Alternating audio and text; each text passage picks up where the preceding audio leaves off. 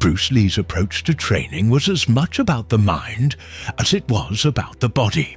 One of the most powerful techniques he employed to enhance his reflexes was focus training.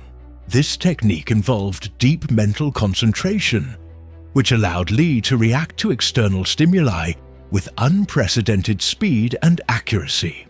The goal was to train his mind to become attuned to every detail in his environment, particularly during combat situations, where a single moment of hesitation could determine the outcome. Lee would often practice meditative focus in addition to his physical training.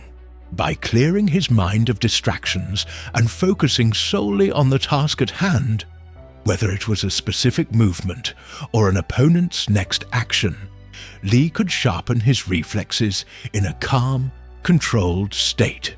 He understood that reflexes are not merely about physical speed, but also about the ability to mentally process incoming information and respond effectively. His training involved deliberately slowing down his movements to gain a deeper understanding of how his body worked in relation to his mind.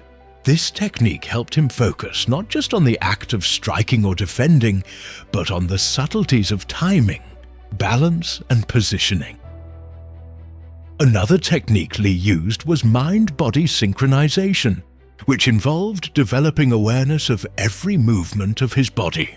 This allowed him to anticipate not only his opponent's attacks, but also his own response times.